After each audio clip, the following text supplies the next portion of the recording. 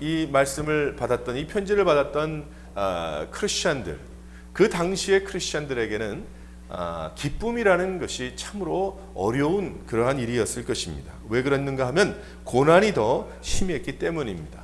로마 사람들 때문입니다. 믿는 사람들 사이에 로마 정부를 바벨론이라고 부를 정도로 과거 바벨론이 이스라엘 사람들에게 주었던 고통을 의미할 텐데, 거의 300여 년 동안의 고통과 고난을 주었던 그런 사람들이었어요. 시작은 예수 그리스도시지만 목적이 뚜렷지 않은 미움 때문입니다. 그래서 크리스찬들에게 뭐라고 이야기했는가 하면 정신 나간 사람들이라고 이야기했고, 그리고 그들에게 정치적인 이유 때문에 또 반사회적인 사람들이다, 비도덕적인 그러한 부도덕한 사람들이다 라는 그런 이름을 붙여가지고 그 사람들을 이제 멸시하고 모욕하고 많이 죽이고 핍박하는 그러한 일들이 일어났던 것입니다. 그런데 이러한 가운데 크리스찬들은 분명히 의심과 또한 절망이 있을 법한데, 이때 베드로는 이방 사회에 흩어져 있는 많은 성도들, 또 예수를 믿었던 많은 형제 자매들에게 기쁨을 전하고 있는 거예요. 그러면서 뭐라 말씀하고 계시는가 하면 기뻐하라 라고 말씀하고 있습니다.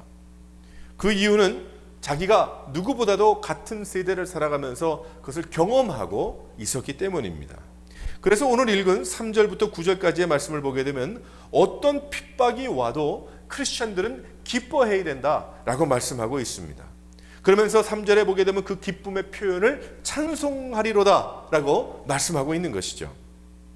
이 세상 사람들이 기뻐할 때 무엇합니까? 잔치를 합니다. 이 세상에서 아들을 낳으면 집 앞에 고추를 매달기도 하고, 팔순을 맞이하면 많은 친구들을 불러서 또 주위에서 함께 잔치하는 그러한 예들이 있습니다. 그러나 믿는 자들은 무엇을 합니까? 오늘 베드로를 통해서 하나님이 주시는 말씀을 보게 되면 찬송한다고 했어요. 다윗도 찬송을 주님 앞에 올려드립니다. 출애굽한 이스라엘 백성들도 홍해 앞에서 덩실덩실 춤을 추며 하나님 앞에 감사와 찬양을 표현하고 있었던 것입니다. 하나님의 사람들은 기쁜 일이 일어날 때 찬양을 하는 것입니다. 우리에게 얼마나 많은 찬양곡들이 있습니까? 시편 기자는 비파와 수금으로 찬양하라고 말씀하고 있습니다. 과연 우리는 무엇을 가지고 있습니까? 악기를 할 줄 몰라도 됩니다. 그러면 박수라도 치고 두 팔이라도 주님 앞에 올려드리면 되는 것입니다. 하나님께서 내가 악기를 다루든지 안 다루든지 그것을 보시는 것이 아니라 나의 마음속에, 나의 중심에 하나님을 향한 그 찬양의 모습이 있는가, 하나님을 향한 찬양의 중심이 있는가를 말씀하고 계시기 때문입니다. 하지만 우리 중에 아마 그런 분들은 안 계시겠지만, 혹시 우리 가운데 마음이 굳고 목이 곧곧해서 하나님 앞에 찬양을 올려드릴 수 없다고 한다면은 그것은 그 사람의 믿음을 의미할 것입니다. 하나님께서 우리에게 찬양이라는 특권을 주셨어요. 찬양의 특권은 짐승에게 주시지 않았습니다. 동물들에게 준 것이 아닙니다. 오직 사람들에게만 주신, 하나님께서 주신 특권인 거예요. 하나님이 사람들에게 이 주신 방법으로 하나님을 찬양해야 되는데, 하지만 많은 사람들이 죄를 범하기 때문에 하나님 앞에 찬양을 올릴 수 없게 됐어요. 그래서 어떻게 됩니까? 그 찬양을 자기 스스로에게 돌리게 되는 거예요. 자기 스스로를 찬양하게 되고, 자기 스스로를 높이게 되고, 교만하게 되고, 딱딱하게 되고, 목이 곧게 되고, 그래서 결국은 하나님께 찬양하고 입을 벌려 하나님 앞에 영광과 존귀를 올려드려야 되는데, 하나님의 신성과 인성을 생각하면서 주님 앞에 영광과 존귀를 온전히 올려드리는 삶을 살아야 되겠는데, 그렇게 살지 못하고 나 자신에게 찬양을 돌리고 이 세상에 찬양을 돌려버리는 그러한 일을 범하게 되는 것입니다. 하지만 베드로는 찬양을 하나님께 드립니다. 그 이유는 예수님께서 하나님의 긍휼하심으로 우리에게 오셔서 죽으시고 부활하셔서 새롭게 하셨다는 거예요. 무엇 때문에 기뻐해야 하는가? 도대체 무엇 때문에 우리가 매일매일 삶 속에 고난과 의심과 절망이 찾아올 수 있지만은 기쁨으로 생활해야 되겠는가? 우리 첫 번째로 다 같이 한번 읽어보도록 하겠습니다. 시작. 거듭나게 하셨기 때문에 그래요. 거듭나게 하셨다. 그래서 말씀을 보게 되면 그의 많으신 긍휼대로 예수 그리스도를 죽은 자 가운데서 부활하게 하심으로 말미암아 우리를 거듭나게 하사라고 3절에 말씀하고 있죠. 베드로가 기쁘다고 합니다. 새로 태어나게 하셨기 때문이라고 합니다. 이제는 세상의 답답한 공기를 마시고 살지 않아도 된다고 합니다. 성령의 은혜로 호흡하게 됐다고 합니다. 새로 태어났기 때문입니다. 그래서 영어로 이것을 거듭났다는 것이 born again이라고 이야기를 하는데 글자 그대로 온 거예요. 어떻게 새로 태어납니까? 어머니 뱃속으로 다시 들어갑니까? 결코 아니라는 거예요. 죄로 인해서 죽을 인생에게 생명이 생겨났다는 것입니다. 예수 그리스도를 통해서 이제 생명을 얻었다는 것이죠. 얻었는데 기쁘지 않습니까? 생명이 생겼는데 기쁘지 않습니까? 암이 발견돼서 얼마나 초조하고 어려운 가운데 있다가 암이 없어졌다는 말을 들을 때 세상의 모든 것을 얻은 것 같은 그러한 생각을 갖게 되지 않습니까? 영원히 죽지 않게 되었다는 말을 들을 때 그렇다면 가슴이 떨려야 되는 것이 아닙니까? 하지만 우리가 얼마만큼 예수 구원에 대한 이야기를 듣고 우리가 십자가에 대한 귀한 보혈의 공로를 생각할 때에 가슴이 뛰고 우리의 중심이 참 울컥하는 감사하는 그런 마음이 생겨나고 있는가? 우리는 좀 돌아봐야 할 것입니다. 이 구원의 은혜를 기뻐하지 않게 된 이유가 무엇인지 만약 그렇다면 돌아봐야 하는 것이죠. 에베소 교회가 첫사랑을 책망을 받은 것, 첫사랑을 잊었기 때문에 책망을 받은 것인데 과연 나는 에베소 교회와 같은 그러한 책망은 받지 않고 있는가? 우리 스스로 돌아봐야 할 것입니다. 왜 우리가 기쁩니까? 왜 찬양합니까? 왜 섬깁니까? 왜 교회 나옵니까? 왜 우리가 크리스천의 믿음으로 산다는 이야기를 합니까? 왜 신앙생활 합니까? 그 이유는 하나님께서 나를 거듭나게 하셨기 때문에, 새로 태어나게 하셨기 때문에, 나에게 생명을 주셨기 때문에 나도 그러한 마음으로 살아가야 합니다. 하지만 하나의 종교라고 여기는 그러한 경우는 어떠한 경우인가 하면 내가 사업이 잘 되기를 소원하고 건강하고 자식이 잘 되기를 바라는 그 마음이 우선이라고 한다면 그건 종교지요. 바로 그렇다면 그러한 일들이 일어나지 않는다면 참으로 불행하다고 여길 것입니다. 참으로 종교가 아무런 도움을 주고 있지 않다고 이야기할 것입니다. 하지만 하나님은 베드로를 통해서 이전과 완전히 달라진 인생임을 알려주고 있어요. 다시 태어난 것, 그것을 깨달을 때 얼마나 기쁨이 충만하겠습니까? 그 기쁨은 모든 것을 이길 수 있는 기쁨인 것입니다. 나의 인생의 모든 부분에 영향을 미칠 수 있는 그러한 기쁨인 것입니다. 집안에 백큐만 해도 얼마나 좋습니까?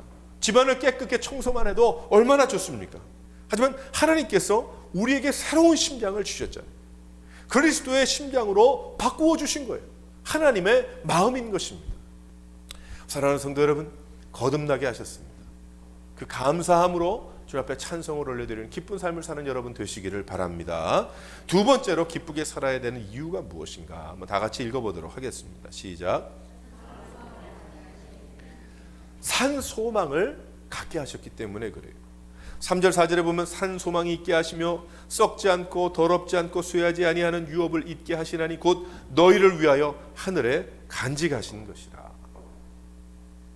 복음을 듣고 감격하지 못하는 마음, 식어진 신앙, 깨어나야 할 영적인 중환자의 몇 가지 공통점이 있는데 그 중에 가장 그 공통점이 무엇이냐면 소망이 없다는 거예요. 소망이 없다는 거예요.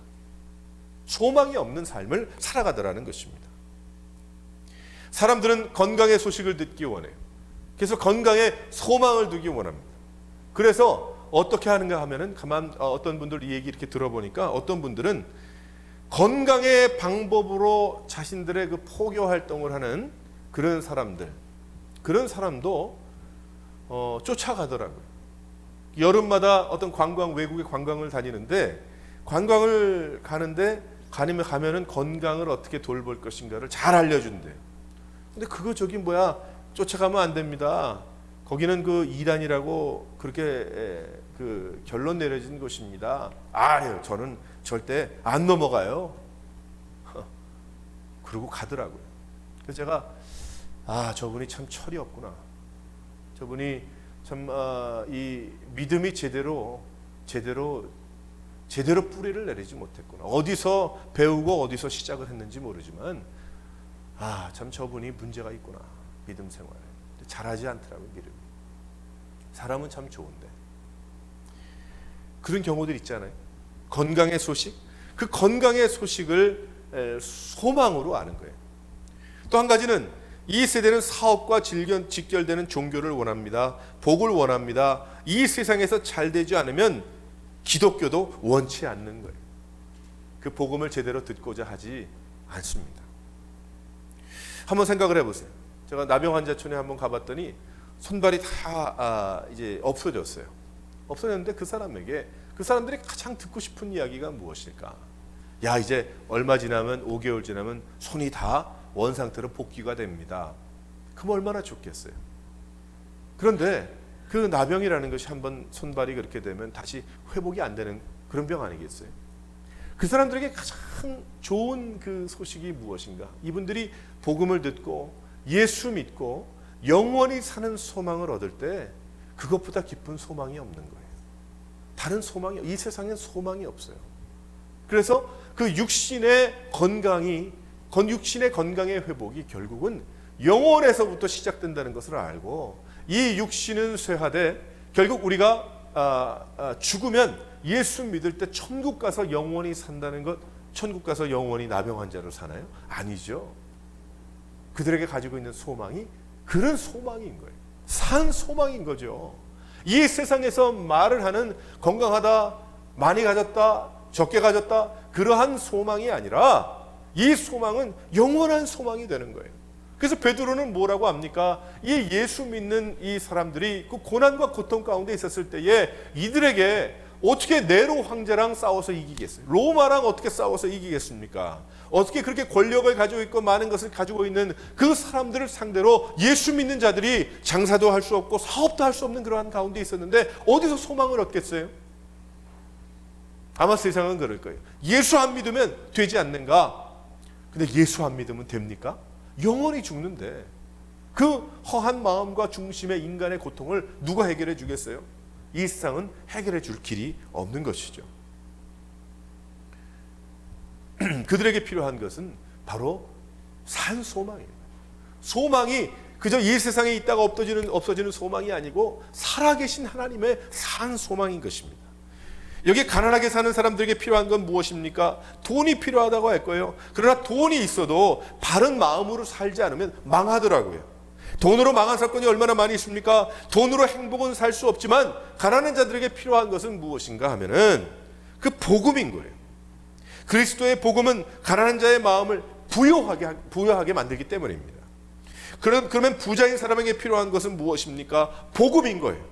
돈과 물질이 있으므로 인간에게 채워져야 할 그 인생의 기쁨이 채워질 수가 없기 때문에 하나님이 부어주시는 놀라운 그 축복과 은혜를 복음을 통해서 예수 그리스도의 십자가의 보혈의 공로를 통해서 얻기 때문입니다. 그러면 믿는 사람에게 필요한 것은 무엇입니까? 역시 복음인 거예요. 순수한 복음으로 뜨거운 가슴으로 생활하게 되는 것입니다. 사단은 믿는 자들을 유혹하는데 무엇으로 유혹하는가 하면 중요한 것을 중요하지 못하게 느끼게 하는 것으로 유혹합니다. 뭐 앞에 나타나서 뭐 도끼를 들고 나타나는 게 사단이 아니고 중요한 것을 중요한 것으로 여기지 못하게 하는 거예요. 산 소망을 산 소망으로 알지 못하게 하는 것입니다. 살아계신 하나님의 놀라운 은혜를 그것을 은혜로 여기지 않게 하는 것이 사단의 목적일 거예요. 복음은 믿지 않는 자들에게 들려주고 나는 빠져도 된다는 이야기로 생각합니다. 그래서 보면 직분받고 신앙생활 누구보다도 오래 하였다는 사람들의 신앙이 오히려 더 한심할 때가 있어요. 왜 그러냐면 감격을 다 잊어버렸고 거듭난 인생이라는 감격을 잊어버렸고 산 소망이 없어요. 자기가 너무나 잘 알고 있기 때문에, 교회에 대해서 너무나 잘 알고 있기 때문에, 성경에 대해서 많이 들어봤기 때문에, 크리스천의 삶이 무엇인지를 잘 알고 있기 때문에 오히려 교회를 나오는데 산 소망이 없더라고요.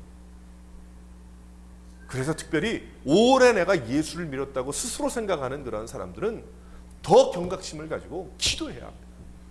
하나님 앞에 무릎 꿇어야 합니다. 이 문제가 해결되지 않으면 어떻게 되냐면 시간이 가면 갈수록 그 교회는 또 문 닫아야 됩니다. 새로운 교회가 또 세워져야 돼요. 왜 그러냐면 그렇게 돼버리고 말았기 때문에. 무슨 말씀인지 아시겠어요? 그렇게 되지 말아야 하잖아요. 실은 하나님의 교회가 세워지고 그 교회는 더 새롭게 되고 더 주님이 주신 놀라운 은혜로 새롭게 되고 하나님이 부어주시는 그 은혜로 그냥 가득 차게 되고 이렇게 돼야 되는데 오히려 오래 믿음은 믿도록 이상하게 되더라. 뭐 이렇게 된다고 한다면은 그럼 문 닫아야죠. 정작 가져야 할 소망은 하나님 앞에 나아갈 그때를 바라보는 거예요. 진짜 소망은 내가 하나님께서 나를 언제 불러주시겠습니까? 어떻게 불러주시겠습니까? 하나님, 주님 앞으로 어떻게 나아갈 것입니까? 그 소망. 세상에서 하나님을 섬기다가 나를 부르시는 그날 하나님 앞으로 나아가서 하나님을 영원히 섬길 그 일이 나의 가장 큰 소망이기 때문에 그러한 거예요. 몇 년 전에 어떤 성도님이 교회 나오다가 잘 나오지 않아요. 그래서 제가 전화로 신방을 한 적이 있어요. 전화로 신방을 했더니 그분 말 자신의 사업이 잘 되지 않아서 조금 자리 잡히면 교회 나오겠다, 그렇게 이야기를 하시더라고요. 내 속이 편해야 교회 나오는 거예요. 근데 하나님이 기뻐하지 않습니다. 하나님이 기뻐하지 않아요. 하지만 하나님께 먼저 나의 삶과 나의 중심을 드리면 하나님께서 다 채워주실 줄 믿으시기 바랍니다. 나의 직업도 마찬가지. 내가 직업 때문에 고생하죠. 내가 하나님 앞에 섬기고 싶고 주님의 은혜 받고 싶고 하나님 주님 앞에 초대교회 성도들처럼 내가 기도하고 싶고 하나님 한번 내가 정말 잘 믿어보고자 하는데 이것이 나의 사업과 내 직업과 연결이 안 됩니다. 어떻게 했으면 좋겠습니까? 기도해야죠.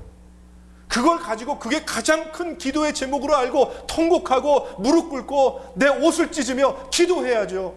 예수 믿는 사람들이 요즘 그런 얘기 하더라고요. 옛날하고 달라서 뭐 요즘은 뭐 주일 지키는 건 뭐 이렇고 저렇고 얘기하는. 그렇지 않습니다. 아무리 세상은 변해도 중심의 기초는 변하면 안 돼요. 아무리 내가 세상이 변하고 문화가 바뀌어도 하나님께서 말씀하신 그 기준은 변하면 안 되는 거예요. 예수 믿는 것, 저 아프리카에 짐승 잡고 구워서 먹는 화살 쏘는 사람이나 이 세상에 가장 좋은 자동차를 타고 가장 좋은 집에서 살아가고 있는 우리들이나 별반 다를 게 없는 거예요.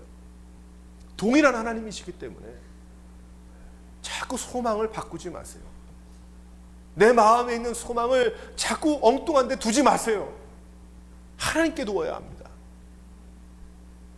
하나님이 주시는 놀라운 그 은혜를 따라, 하나님이 보여주시는 게 부어주시는 그 은혜를 따라 믿음으로 산다고 하죠. 믿음으로 살아보세요. 믿음으로 살자는 이야기예요. 여기 지금 이야기가 도저히 베드로가 지금 있는 그 처한 그 사람, 그 상황의 그 사람들 도저히 소망을 가질 수 없고 낙심과 절망과 도망가고 하나님을 멀리 떠나야 하는 것 같은 그런 세상에 살고 있지만은 그렇게 살지 말자는 겁니다. 원리 원칙대로 하나님이 주시는 귀한 이 세상의 원리 원칙은 좀 이상한 게 많지만은 하나님의 말씀대로 하나님이 말씀하신 대로 믿음을 두고 그 다음에 되는 걸 보자는 거예요. 사업도 그렇게 하고 직장도 그렇게 다녀야 되는 것이고 모든 믿음 생활을 그렇게 해야 된다는 것입니다. 하나님이 주신 말씀에 내 마음을 두고 그 다음에 하나님이 부어주시는 귀한 은혜에 내 마음을 두고 그 다음에 하나님이 주시는 귀한 부르심에 내 중심을 나의 삶을 두고 그 다음에 보자는 거예요. 하지만 이 주객이 바뀌어진 그러한 마음으로는 아니죠. 그건 산소망이 아니죠. 세상 소망 갖고 사는 거예요. 하나 종교 생활하는 것이고 그러다 보면 하나님의 높으심과 하나님이 부어주시는 놀라운 은혜와 그것을 깨달을 길이 없습니다. 새로운 삶이 아닙니다. 늘 그저 웅덩이 또 혹은 꾸정물에 갔다 잠깐 나왔다 다시 들어가는 그러한 삶이지 흐르는 하나님의 보좌에서 흘러내리는 귀한 그 생수의 강에 나의 삶을 뿌리를 내린 그러한 삶이 되지 못하는 것입니다. 6절에 말씀하시는데 이런 말씀하시죠. 그러므로 너희가 이제 여러 가지 시험을 당하여 잠깐 근심하게 되지 않을 수 없었으나 오히려 크게 기뻐하도다. 7절에 너희 믿음의 시련이 불로 연단하여도 없어질 금보다 더 귀하여 예수 그리스도에 나타나실 때 칭찬과 영광과 존귀를 얻게 하려 하심이라 말씀하고 있지 않습니까? 이 무슨 뜻입니까? 지금 여러 가지 어려운, 결정하기 힘든, 지금 여러 가지 괴롭고 낙심과 절망만이 있는 그런 가운데 있지만은 하지만 믿음으로 주님 앞에 믿음을 나의 가슴과 나의 중심과 나의 상황을 주님 앞에 먼저 내려놓을 때 그 믿음의 시련이 결국 불로 연단하여도 없어질 금보다 더 귀하게 만들어주겠다고 하나님 말씀하고 계시잖아요. 근데 여기에 6절 7절 말씀은 나의 삶에서 몽땅 빼놓고 그리고 나는 믿음을 지킨다. 그게 무슨 믿음이에요? 그건 세상 소망 가지고 살아가는 것이고 세상을 믿는 것이고 내 말을 믿는 것이고 내 생각을 믿는 것이지. 사랑하는 성도 여러분, 우리가 바로 이 말씀 산 소망, 하나님 앞에 그 산 소망은 하나님 언제 부르시겠습니까? 내가 하나님이 부르실 그 순간에 내가 주님 앞에 내가 칭찬받는 그러한 삶을 살고자 합니다. 나가고자 합니다. 이 마음을 가지고 나갈 수 있는 여러분 되시기를 바랍니다. 산 소망 때문에 기쁜 거예요. 지금 어렵지만. 그래서 찬송하라는 것입니다. 세 번째, 기쁨의 이유가 무엇입니까? 한번 다 같이 읽어보겠습니다. 시작. 하나님의 능력으로 보호하시기 때문입니다. 5절 말씀 보면 저희는 말세에 나타내기로 예비하신 구원을 얻기 위하여 믿음으로 말미암아 하나님의 능력으로 보호하심을 받았느니라 말씀하고 있죠.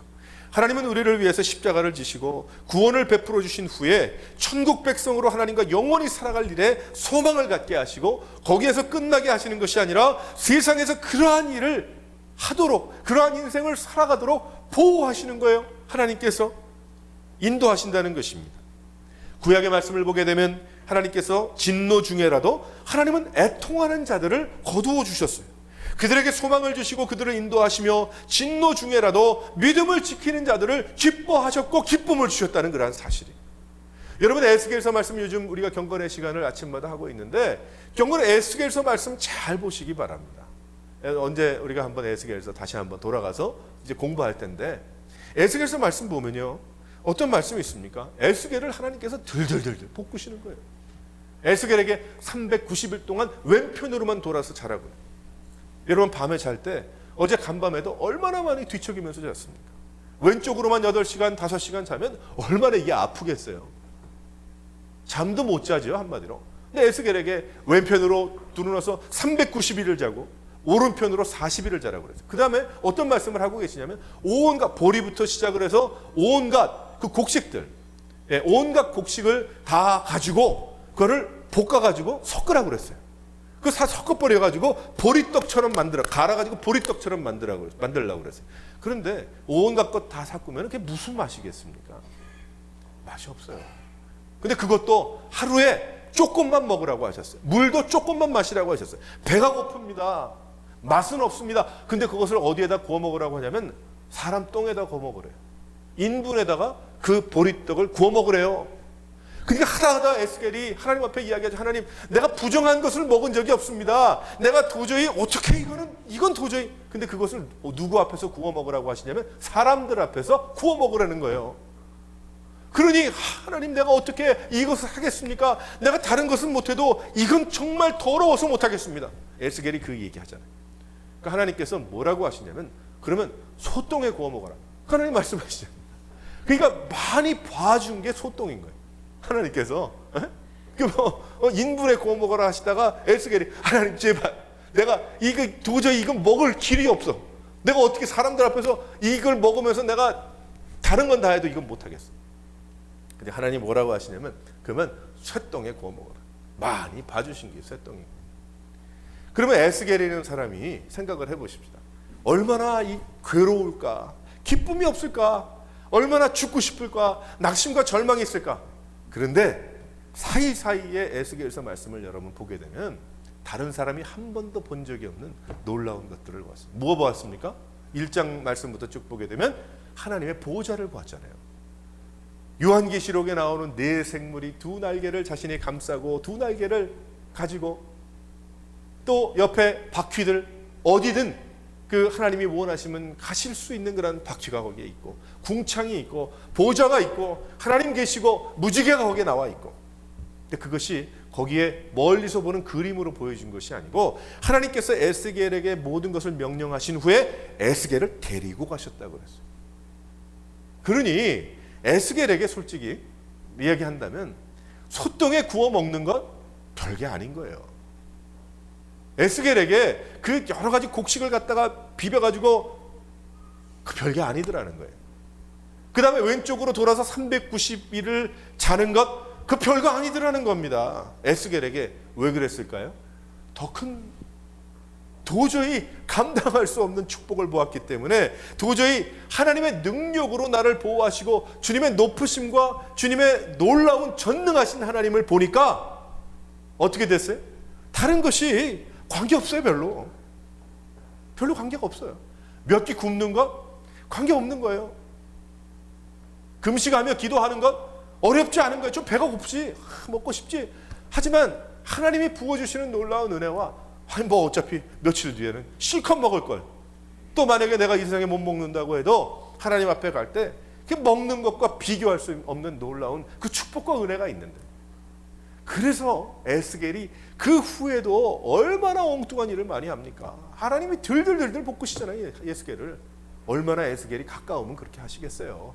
이 세상 속된 표현으로 들들 볶는다고 하지만 에스겔은 하나님의 쓰임을 받는 것이고 그것이 믿음 생활인 것입니다. 베드로가 그것을 알았기 때문에 하나님의 능력이 있지 않습니까? 지금 고난과 괴로움과 어려운 일이 있지만은 하나님의 역사가 있지 않습니까? 하나님이 여러분 인도하시고 계시지 않습니까? 기뻐하세요. 그렇기 때문에 찬송하세요. 이 세상에 소망 두지 말고 산 소망을 두시고 하나님께서 언제 나를 처음 만나 주셨는지 거듭난 귀한 그 마음으로 그 감격 가운데 살아가세요. 그러면 이 세상에 지금 당하고 있는 이 모든 일을 다 이길 수 있을 것입니다. 할렐루야. 베드로가 그 형제 자매들에게 또 하나님께서 우리에게 말씀하고 계십니다. 사랑하는 성도 여러분, 더욱 확실해졌죠. 그 기쁨이. 하지만 내가 그 기쁨 가운데 거하지 아니한 이 세상에 소망을 두고 거듭난 것에 대한 감격을 잃어버리고 또한 하나님의 능력을 보호를 믿지 않고 나 혼자 살아간다고 생각을 한다면 불행한 것입니다. 믿지 않는 사람과 다를 바가 없는 것이고 하나님이 부어주신 놀라운 축복과 은혜를 누리지 못하는 안타까운 삶을 살아가는 것. 하지만 하나님께서 모든 것을 다 주셨어요. 하나님께서 우리에게 모든 것 다 주셨어요. 참 주위를 둘러보세요. 하나님께서 다 쏟아주셨어요. 다 쏟아주신 것도 부족해서 함께 하시잖아요. 성령께서 이 시간도 우리의 마음을 주장하시지 않습니까? 성령께서 이 시간도 우리에게 역사하시지 않습니까? 성령께서 이 시간에 우리에게 말씀하고 계시지 않나?